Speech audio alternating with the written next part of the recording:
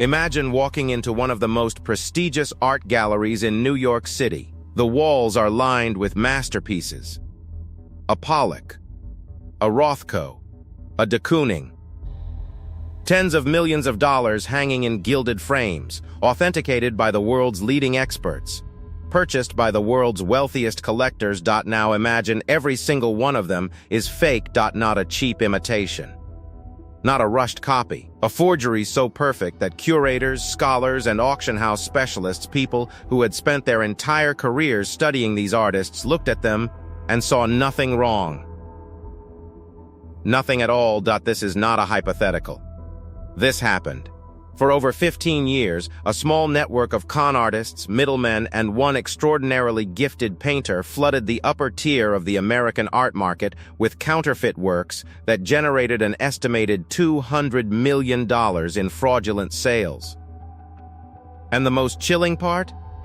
If one collector hadn't gotten greedy, the whole operation might still be running today. The art world has always had a complicated relationship with authenticity. Value in this industry is almost entirely psychological. A canvas is worth what people believe it is worth. And when belief is manufactured carefully enough, it can be worth a fortune. The scandal that would eventually become known as the Knoedler forgery case did not begin with a heist. There were no stolen paintings, no midnight break-ins, no dramatic crimes of the kind you see in movies. This was something quieter, more elegant, more dangerous. It began with a single gallery, a single seller, and a story too good to question. What followed was the longest-running and most financially devastating art fraud in American history, one that exposed just how fragile the foundations of the art market truly are. A gallery built on 2 centuries of trust. The Knoedler Gallery on East 70th Street in Manhattan was not just any art dealer. Founded in 1846, it was the oldest commercial gallery in the United States. It had sold works to presidents, industrialists, and museums. Its reputation was essentially unimpeachable.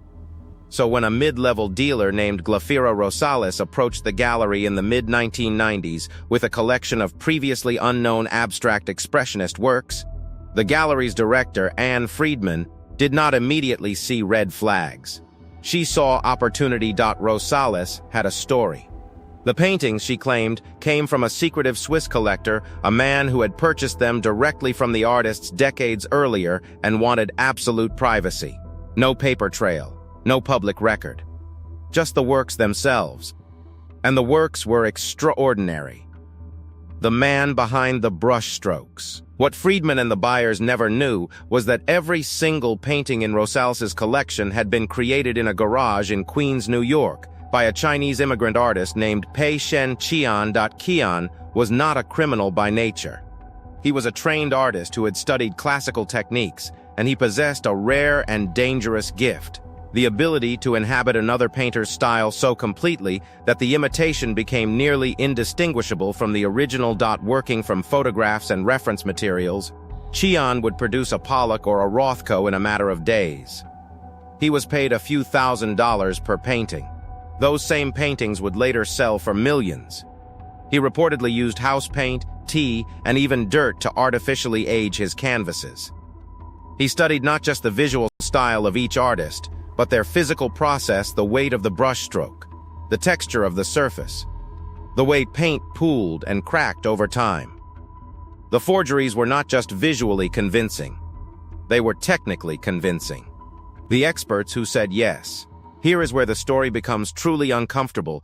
Before selling each work, the Knoedler Gallery sought authentication. Experts were consulted, provenance researchers were hired, scientific testing was conducted in some cases. And again, the paintings passed. One work, attributed to Jackson Pollock, was examined by a leading Pollock scholar who declared it genuine. A supposed Mark Rothko was authenticated by specialists who had known Rothko personally. How was this possible? Partly it was Qian's skill. Partly it was the power of institutional trust when a gallery with Knoedler's reputation presents a work. Skepticism is psychologically harder to sustain. And partly it was something the art world rarely admits. Authentication is not a science. It is a judgment call. and judgment can be manipulated. Buyers paid between $1 and $15 million per painting. The gallery took its commission. Rosales pocketed her cut. And Qian kept painting in Queens. The thread that unraveled everything. The scheme began to collapse not because of a brilliant investigator or a scientific breakthrough. It collapsed because one buyer started asking too many questions. Pierre Lagrange, a Belgian hedge fund manager, had paid about $17 million for a supposed de Kooning. When he tried to resell it, prospective buyers expressed doubts. Lagrange hired his own experts. The story surrounding the painting began to contradict itself. Dates didn't line up. The mysterious Swiss collector grew harder to verify. He sued. Other buyers followed. Journalists began investigating. The FBI opened a case. In 2009, after 165 years in business, the Knoedler Gallery quietly closed its doors without explanation. It was one of the most abrupt endings in the history of American art. When federal investigators finally closed in, Glafira Rosales pleaded guilty to fraud, money laundering, and tax evasion. Pei Shenqian had already fled to China, beyond the reach of American prosecutors. Anne Friedman maintained she had been deceived and was never criminally charged. But here is the question that still haunts this story, the one that no courtroom ever fully answered. Were there people inside the art world who suspected the truth and said nothing? Authentication is a lucrative business. Galleries depend on healthy valuations. The entire ecosystem of high-end art sales runs on confidence. If doubts were raised and quietly buried because the alternative was too costly, too embarrassing, or too destabilizing, that implicates not just a few criminals, but an entire culture of willful blindness. Some of Qian's paintings may still be hanging in private collections right now, their owners either unaware or unwilling to know the truth. Because in the art world, the moment you admit a painting is fake, you don't just lose money. You lose the story. And sometimes the story is worth more than the canvas. The Knoedler scandal did not destroy the art market. It absorbed the blow, settled the lawsuits, and moved on. A few reputations were damaged. A few fortunes were diminished. The gallery is gone, but the auction houses still fill their rooms with collectors. The prices still climb, and the expert opinions still carry the weight of millions.